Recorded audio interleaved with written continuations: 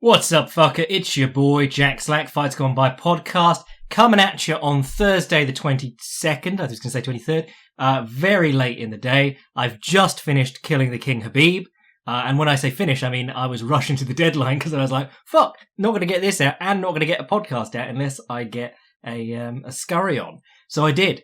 It's pretty good. It's been called a long article, and you can check that out if you're a Patreon boy. Go do that. I'm going to plug it multiple times in this podcast. Sorry, but I have been watching a lot of Khabib lately, and I suppose I better use it. I mean, if you're broke or whatever, don't worry. We're going to talk about Khabib and some of his habits. If you like long form analysis and shit like that, probably more for you. We could do some news. I mean, the only real news is that the UFC and their ranking staff continue to embarrass themselves as Conor McGregor and Dan Hardy... Sorry, not Dan Hardy. Yeah, Dan Hardy would be good. Conor McGregor and Dan Hooker have changed places in the lightweight rankings, despite neither fighting for the last 2 months, 3 months at least, both of them. Conor since, January, right? And then they cut Leon Edwards from the rankings altogether, just to be like, oh, inactivity. And you go, I'm pretty sure Conor and Nate and plenty of other people that you like have stayed in for longer being inactive. But never mind. Let's talk about these fights coming up this weekend. It's Fight Island. It's the big one. Well, I suppose Israel versus Costa was a pretty big one at Fight Island. So this is the last of this batch of Fight Island, I believe.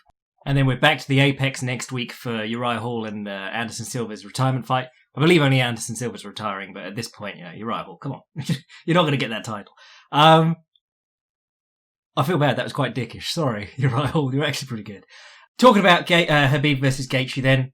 Very hotly anticipated fight. And for, a lot of reasons. This is the thing. This is so hotly anticipated because Khabib is unbeaten, has looked great in all his previous fights, or most of them. And Gaethje is on this incredible run.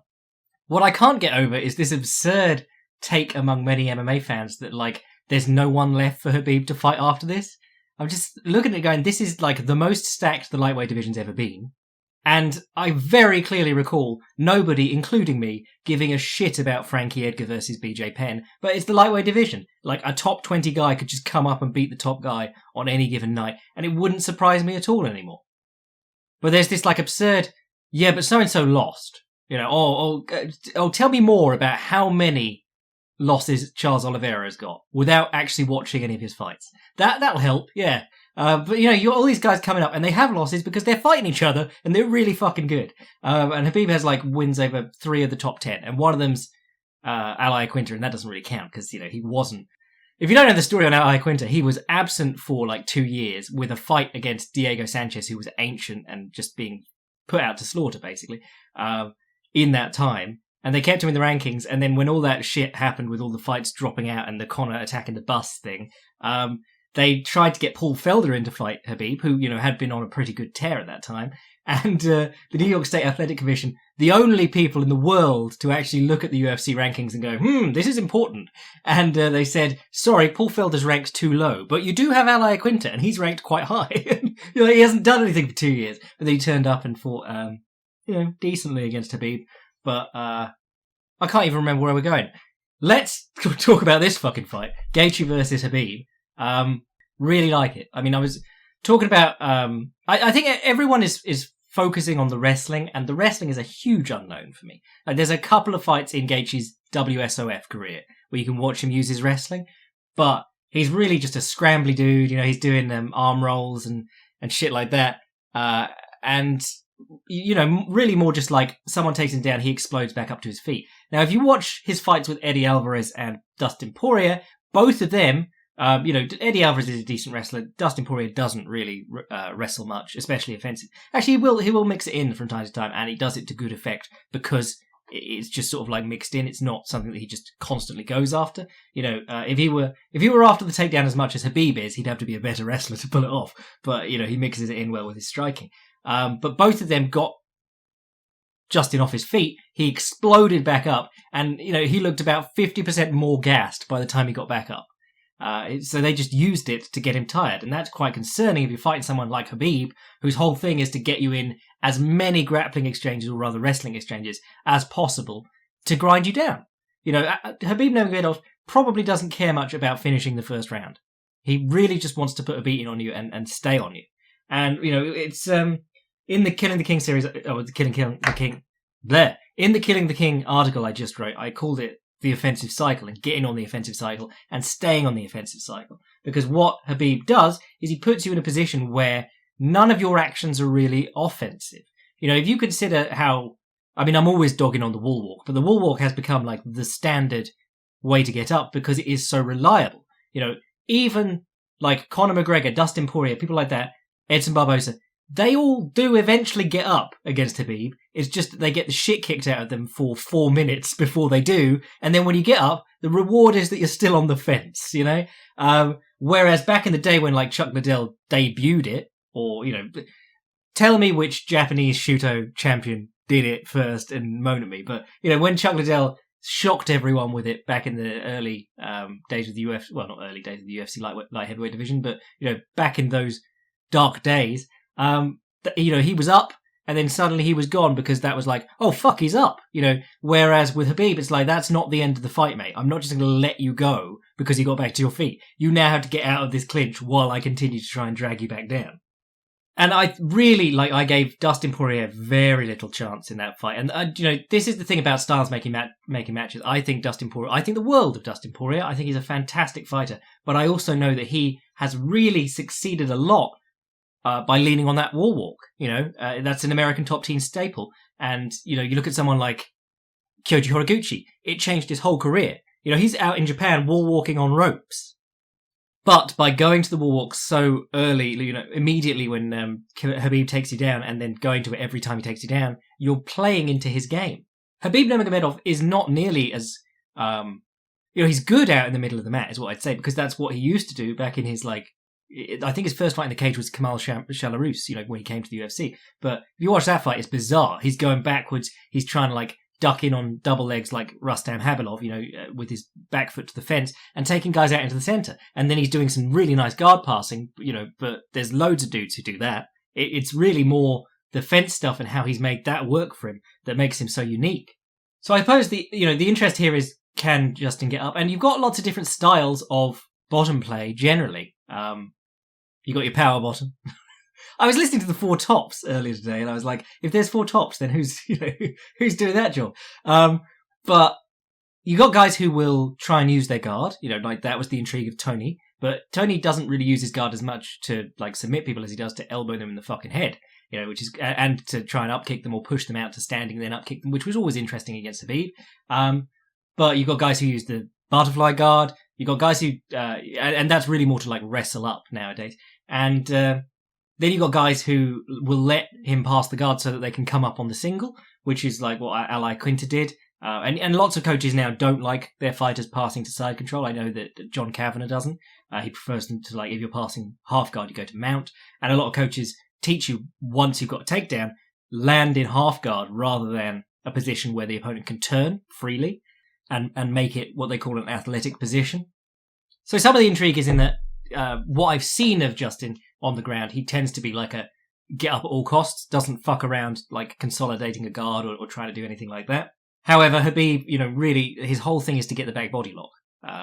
Whether it's coming off the cage or you're turning to your knees and he runs around behind you, he gets the back body lock. And that's a position that he loves because he can hold it and just keep mat returning you. And if you watch the fight with Abel Trujillo, that, he just, 30 mat returns in that fight? And Abel Trujillo doesn't really have an answer. He's throwing his arms out at the end, what can I do? But yeah, if you give up a back body lock to Khabib, you're going to get stuck there. And I was talking about this in the Killing the King. I was talking about the viability of the kimura. And I like the idea of using the kimura to get up from the bottom, like Sakuraba used to do from half guard. He'd get the kimura grip, use his top knee to push the guy away off his bottom leg, and then roll into them in the turtle with the kimura grip. And Matt Linland did it against Quinton Jackson too, which is a clip I used in the Killing the King. But I like that because I've seen Abel Trujillo did it, turned his back on the fence standing to try and grip a kimura or break the hands apart. And Khabib's elbows were just completely vacuum tight to his body. There was no kimura grip there, and he just got ragdolled for the rest of the time in that round. Which is interesting because if you watch Neil Magny versus Anthony Rocco Martin the other month, which I called the state of MMA right now, not in a bad way, not state of your clothes, mate, but they were both they move to the fence. The guy who was being body locked or whatever would just throw his hand over the other guy's head, turn away, and start trying to break his wrists, from like a back body lock. Dudes do not do that to Khabib, because Abel Trujillo did it to Khabib, and Khabib just sucks his elbows in tight. You got no room to get the kimura. And typically, if you're looking for kimuras from the back body lock, you need to create some movement, like Sakuraba used to do. Like, he'd run to the ropes and put his head through the ropes. If you watch someone like Gary Tonin doing it in ADCC, he's like looking back through his legs and walking and trying to get the guy to flare his elbows just enough to get a kimura grip through. But it's hard to do that when Habib's the guy doing the moving, breaking your balance, constantly mat returning you. So yeah, don't like the kimura much, but do like it on the way up, because if you do it on the way up, you lock your hands. They have to either hide their hand inside the thigh, which is the Khabib preferred method, or they'll maybe lock their hands in front of your body. But they are locking one hand down to do that and give you some room to, they give you that area to move through that they're not controlling with their hand, what could be their cross-facing arm. And as you come up, they can't really open their arms and like grab around your back. They, in fact, if you watch that clip of Quentin Jackson versus Matt Lindland, he tries to open his arms as Matt Lindland's getting up to go around and like grab a back, to try and grab a back body lock on Lindland. But the moment he releases his hands and tries to start reaching, Lindland's already trying to pull his wrist out and turn it into a kimura lock rather than just like holding it there, or a kimura, submission rather than just a hold. So instead, Jackson like drops on the high crotch. You give them, you're putting them on the single. You hear a lot of that nowadays, like put them on the single as you come up. And I like that idea. That's a way of trying to get up without giving Khabib his absolute favorite position in the world. And really, like, that's the theme that I brought back in this Killing the King.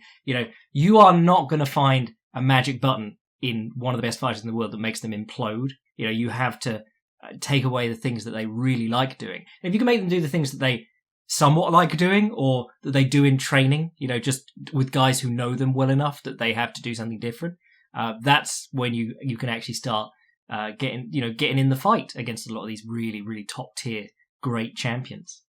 The fence wrestling stuff, like, I've talked about, like, don't go to the fence on the mat. I think guys should be turning off the fence using like K control, looking for, just try different shit. Even if he passes your guard, at least you're not stuck against the cage losing 4 minutes of the fight. But the standing cage control stuff is more interesting, because if you watch Khabib's takedowns generally, they tend to start with like bad shots. Like Jacare Souza is the guy I likened him to. You don't level change and go for the low single. You just like jump across the, or Roberto Satoshi used to do it too in jiu-jitsu competition. Just like leap at the guy's ankle from across the ring or the mat or whatever. And you can watch Michael Johnson sprawled on Khabib 3 times in their fight. Every time Khabib shot on him, he just sprawled out on him, and he was like, damn, got the front headlock. Nice. Khabib just puts his hands to the mat and bear walks up into him and onto the fence. And that's the thing, like, the fence is everything to Khabib. He used to like get the odd double leg out in the open when he didn't really have the cagecraft. The cagecraft stuff, a lot of people credit Abdulmanap Nurmagomedov for it. I think it's probably something to do with it, but a lot of it is the AKA connection. A lot of it comes in after he lost to, that'll piss people off, after he had that fight with T-Bab. Because, like, even if you believe that he's undefeated, and, well, technically he is, but even if you believe, like, there's no question about that fight or whatever, people get so butthurt about it. Habib recognized it was a bad performance because he like didn't have a way of getting T-Bow down off the fence. Whereas if you watch his fights after that, when he's working with AKA, he's suddenly got like a full system of moves he goes through. But that's the Habib like method. He goes in low, he drives up, and then it's all upper body trips for the most part along the fence, unless he can like grab a cheeky double leg because your leg's coming too close. He'll occasionally sit people down with the single, but he doesn't really go to it that much because the single is what you want to give him if you're on the fence. And this is something that BJJ Scout talked about like a couple of years ago, but I still think it's the key because, Iaquinta did it, RDA did it, and if you can get him on a single proper, you have that room to jump around and like try and limp leg out into the center of the cage. Problem is that Habib's doing a lot of this thing where he goes down for the high crotch grip, or the single grip or whatever, but he puts it like right under your taint and wedges in real close to you and tries to pick you up with it and then sweep out your standing leg. So you have to try and make the space, hop out and dig the leg that's behind him basically in and put him in on a single again. But yeah, like out in the open, Khabib's wrestling, not that special. You know, he just, the word tenacity gets thrown around a lot, but it really is so much of Khabib's game. You know, he shoots in, the guy sprawls, he just drives him up into the fence anyway. And you know, if you don't want to go read the Killing the King, the basic thing that I've always said, that I'm saying again, and I think I summed it up in the last paragraph, is the man who beats Khabib is not going to do it in spite of the fence work. He's not going to lose the fence work, you know, get taken down. Oh, start of the next round, hits him with an uppercut coming in. Maybe that'll happen. It's like I used to say about the Diaz brothers. You're not going to be the first person to knock them out by hitting them in the head really hard. You've got to build a strategy that allows you to land more and more and more and stop them landing. Because otherwise you're just going to throw your hardest punches at them, not knock them out, and then realise, oh, I'm pretty tired now, and he's still hitting me in the body.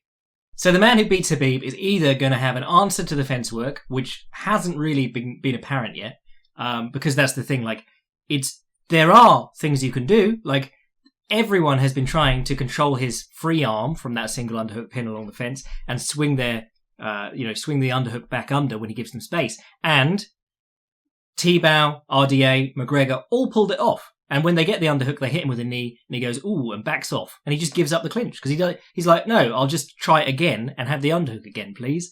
He's not going to stand there fighting you from a 50-50 clinch for the most part. Problem is, again, you lose 3-4 minutes trying to do that. And if you do it twice a fight, you don't get any points for the escape, you know? But I don't think there has been any breakthrough in the clinch work at the moment, or the fence work. That is going to make Justin Gaethje suddenly unholdable on the fence. So really, basically, anyone who's going to beat Khabib right now, unless they invent something in secret in the gym, basically going to come down to staying off the fence. And so many people he fights seem to have like no real ring craft. You know, like Edson Barbosa was just, he's always been just dreadful at staying off the fence. But Barbosa, Horcher, Johnson, all these strikers, you know, that's the thing. Striking isn't just getting in and out and hitting. Striking is choosing managing where you're supposed to be in the ring. And as I said in the article, basically, it's hard. It's really hard because a lot of guys don't get as much training as they should in the full-size cage.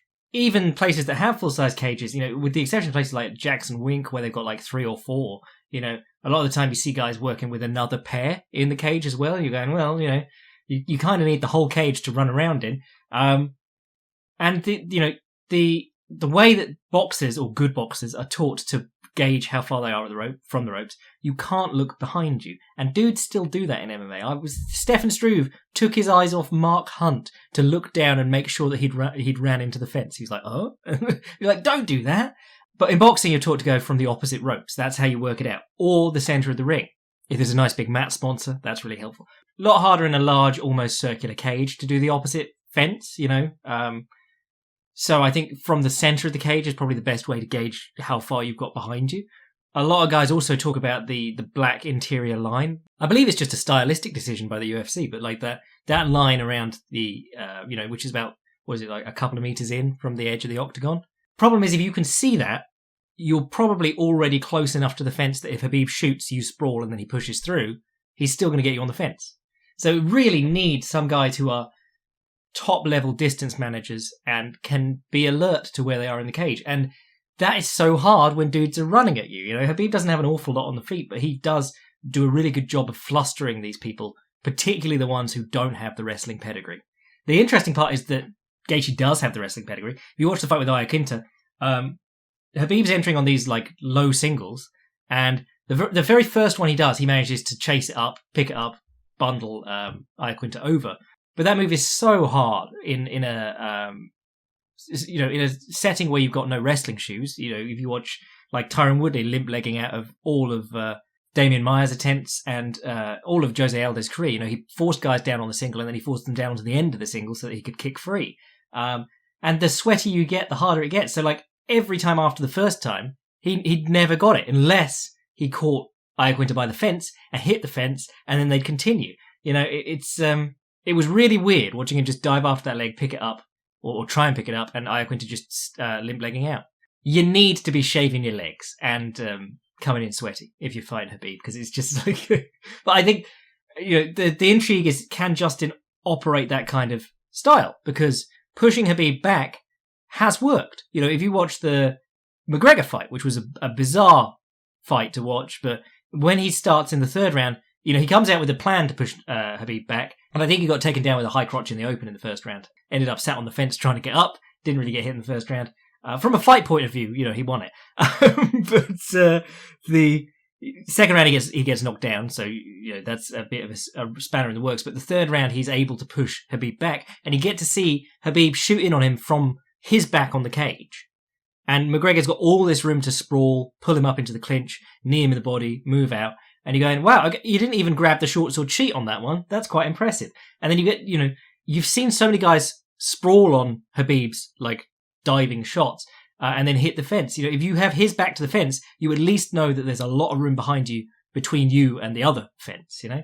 So I'd be interested to see if Gaethje can stand his ground and force Khabib back, because Iaquinta did. And, you know, and while Iaquinta got his face jabbed off, Justin Gaethje can sort of deal with jabs, you know, and now he got his eyesight back. But also he has more threats. Iaquinta was just trying to like take jabs on the face and swing back straight-armed right hooks. Gaethje has that lovely intercepting right hand. He's got a cracking counter left hook that he was smacking Tony Ferguson all over the place with. And I saw, was it Johnson? Yeah, it was Johnson was clipping him with some counter right hooks after Khabib threw his right hand. He squares up and he just sort of drops his hands afterwards. So that's always interesting. And most importantly, like the low kick, or just the low kick, you know. But the kick around like the knee or lower, that's always best for the wrestlers. Don't step in and kick him in the thigh. But Gaethje having that as a weapon is really good because that is longer than the jab. You know, if it's targeting the frontmost part of the opponent's stance, and it punishes the opponent for putting that lead foot in there, which is what Khabib was doing more and more to land the jab and to get closer for takedown attempts against Iaquinta. He was really like getting sick of diving in from miles out by the third or fourth round. And it's quite interesting because Khabib has not had to care where his feet are. You know, he gets very sort of like louche with his footwork and his stance because he doesn't, you know, if he runs onto a guy who's kicking, he ends up in a clinch. Whereas, you know, previously he's fought Edson Barbosa, amazing low kicker, but not in a fight where he could really get his low kicks off because he was running the whole time trying to stay out of the clinch. Whereas if Gaethje can produce that same dynamic as the Iaquinta fight where he's standing his ground, saying to Khabib, look, come on, go for the leg. I'm just gonna stand here and not let you push me back. Then you've got the possibility of landing the low kick and particularly the counter low kick off the jab. I really like the idea of that. And while it is it is very in vogue to be like the low kick or the low kick is the counter to everything. Think about how much Khabib's agility and leg strength play into his game as a whole. Whether he's guard passing with his arse in the air and just driving his shoulders through your stomach, or he's pinning you against the fence. You know, the pressure he applies against the fence is amazing. And that's not like a technique. That's specifically something that he himself does. You know, that's his attributes and his, well, personal technique, I suppose. But it's not something you can point at and go, yes, this is where the hand should come through, because he's smushed right up against the guy. He's driving off the floor the entire time. And then, you know, the shots where he comes in and crawls his way up, his legs are really important to him. So it'd be very interesting to see Gaethje land 2 or 3 good kicks, and make Khabib, work a little bit in that regard. And certainly if you bring him up out of his stance and he starts checking kicks, you know, you're less worried about him dropping on the leg as quick, you know, cat-like speed style. Very intriguing. I mean, I've always thought an elusive game plan would be very interesting against Khabib, and certainly I thought that completely until I saw McGregor push him back, and I was going, "What are you doing?" And then I saw the sprawl to the center, and I was like, "Oh, okay, yeah, actually, not a bad idea." But I've always thought an elusive game plan would work well, and applying the jab, or certainly weapons that don't require as much commitment, like the oblique kick to the front of the knee. You know, the Holly Holm versus Ronda Rousey game plan. Letting the guy run himself out for a whole round. You know, Holly Holm didn't start punching hard until like minute 4 because she had to let Ronda Rousey run it out of her system. And that's the thing about Khabib. Like, people get mad if you compare him to Ronda Rousey, but he's not a good ring cutter. Especially if you watch that Barbosa fight. He's just jogging around after him. Which, you know, fair play, he was tiring him out, but the dude would love to be on the fence at all times. And some very, like, limited ring generals have escaped him. And he just, you know, he builds it up on volume and consistency and just sticking to it, stick-to-itness. That's what they always say. Very intrigued. I mean, there's a lot of stuff we haven't seen Khabib up against because, again, I shout-outs to Danny Martin because he's always talking about initiative in MMA, but the whole thing is that you don't see Khabib have to deal with body shots. You see Khabib have to deal with a good jab. You don't see Khabib taking low kicks because he's always on offense. And as soon as he gets to the fence, it's a completely defensive game for his opponent. So fascinating fight. There's a lot of fascinating matchups for Khabib. I'm not going to speculate on like he hasn't been to AKA for this camp or his dad died.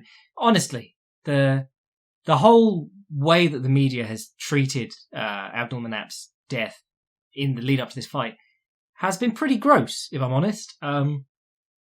Imagine, I understand specifically that this is his coach. Other people have come into fights with horrible losses before that, but I don't remember everyone asking Walt Harris about his daughter or anything like that. Obviously, Walt Harris's daughter, really horrible, unnatural death, and also not his coach, but you don't keep asking people about their dead relative if they're fighting in spite of their relative dying. They're trying to do their job. They're trying to get their head away from that for a bit, and then they'll celebrate if they win, or they'll just move on if they lose. It's not. You don't have to keep asking about it. I was watching someone ask him about the video that BT Sports made, like a cartoon of him and his dad running to the top of a mountain and some shit. And they're asking him about, how did you feel about that stuff? You're going, what? That stuff that didn't happen? The stuff that you just made up in a video because no one's seen, most of his fights when he was younger. And Khabib snapped at a dude, 2 weeks ago about this, but they're still asking him. And the dude's talking in his second or third language. And you just bring him on, and you know what the game is. The game is, they want him to cry. They want to see some emotion from Khabib, and then that'll be up on the front page of Reddit and the front page of Twitter. Well, there isn't a front page of Twitter, but that'll be up everywhere. Khabib shows rare emotion, blah blah blah. And people will be like, "Oh, so great to see his emotion," rather than, "Damn, it took 50 times asking him about his dead dad." Maybe we should stop doing that. It's fucked up, and if you're doing it, you should be ashamed of yourself.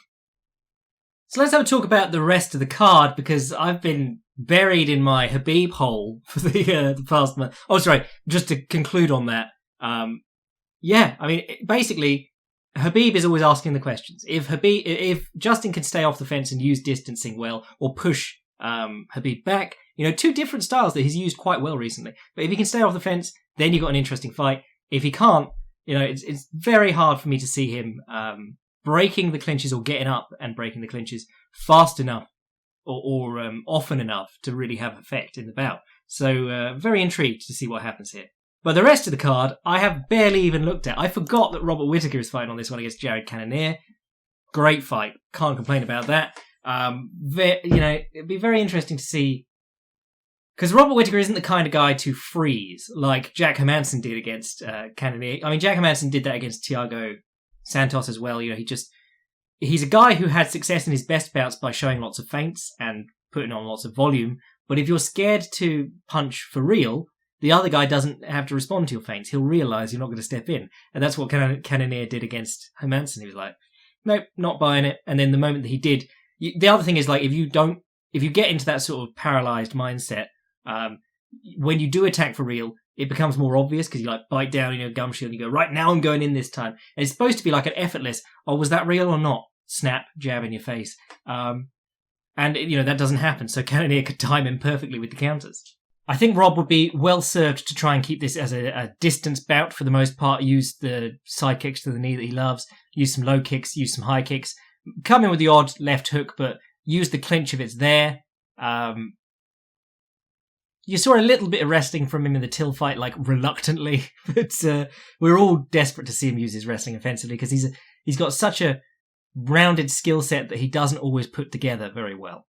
Whereas Cannonier, obviously monstrous power, been up with heavyweights, not really concerned about getting hurt, and weird dude who likes crystals. But it's been so long since I saw Cannonier last. That he's on an incredible streak, but he's on a little tear at the moment, and he's just sort of lost all momentum.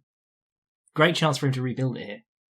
I do worry about Rob hanging around in the pocket too much. I like him when he's all the way out or all the way in. He also does some lunging that obviously Darren Till picked up on. And that's the thing about Rob, 3 out of every 4 attacks will be clean, and then the 4th one will be retarded for some reason. But I mean, that also is a very legitimate tactic, because Dustin Poirier tightened everything up, learned the jab, started using nice body kicks, started fighting more from a single stance. And then the ones that he hurts people with are still the retarded stepping swings, So, and that is something you should do. I used to talk about the 80-20 rule, 80% of the time, do normal shit and try to be really good at it. But, you want a good percentage of the time that you're still trying to do unexpected things. You don't want to be, 95% orthodox and then throw 5% unorthodox. Because by throwing 20% unorthodox, you actually get the guy worrying more and you open up more paths for your orthodox stuff. Alexander Volkanovski versus Walt Harris. That's compelling. I mean, Harris had that... Well, we were just talking about Walt Harris, actually. But he had that defeat to Overeem the other month, coming back from his departure because obviously his daughter. But, before that, he'd beaten Spivak and Olenek in, 1 round. I think this is a rough fight for him because Volkov is very measured. Volkov is also, watching him, you go, well, what a waste of talent, because you feel like he can do better than he does in a lot of these fights. Like when he let Derek Lewis knock him out, or when he didn't stop Greg Hardy, because everyone was like, oh, this will show what a bum Greg Hardy is, and it really didn't. But he is, he's the sort of guy who can keep you out on the end of his front kicks and his jabs and things, and he can be very annoying like that. I think that's going to be tough for Will Harris to deal with if he gets stuck there. Problem is that Will Harris does explode in the early moments of fights and then just smashes people. So it's really, I would expect Volkov to have to get through some hardship early on, and then if he can put Harris back behind his jab and his body kicks and stuff, be able to grind him down. Hell, you might even see him taken down, because that Overeem fight, that was all the hand control and shit on the ground that did Harris in. That Overeem fight was hard to watch. I mean, that Overeem fight and Overeem's most recent one, where he's just on the fence covering up and you go, no, please don't do this. But then he finally takes him down and just smashes him. But then being an Overeem fan is hard anyway, because, you're always just one errant blow away from a horrible knockout. Phil Hawes versus Jacob Malkin. Don't know a thing about those people. I asked Twitter. They said one of them's somehow related to Rob. Lauren Murphy versus Lilia Shakarova? Don't care. Magomed Ankalaev versus Ion Cutelaba. Who wants to talk about this one again? There's still time. There's still time for it to be called off. There's still time for them to get in the cage and something stupid to happen. And if it's something stupid that makes Ion Cutelaba angry, it just makes me so happy. He's just such a dickhead all the time. I really would... I mean, it'd be bad if he won this one, but, Stefan Struve versus Tai Tuivasa, heavyweight fight. Casey Kenny, he looked really good the other month. In fact, that was only 4 weeks ago, wasn't it? Maybe 2. Oh yeah, it was literally 20 days ago. That's what it was. He looked really good against Haley Alateng. That was the fight where my wife asked me what the Mongolian lad could do to get back into the fight. And I was like, he should really be attempting takedowns or at least getting clinches here. And my wife's like, are they allowed to do that in this fight? Because we've been watching a load of One, where the kickboxing in 4-ounce gloves. Yeah, I mean, Kenny, good wrestler, and his striking looked really good against Alateng, but Alateng was a bit of a heavy bag. He's fighting Nathaniel Wood, very much a step up in competition. I do like Nathaniel Wood. Bounced back from that loss to John Dodson with a decision over John Castaneda. Good fence wrestler, and has that interesting stepping right hook that he uses a lot. So yeah, fun fight. Alex Oliveira is going to cheat his ass off against some lad from, is that Kazakhstan's flag? Daun Jung, or is it Daun Hung?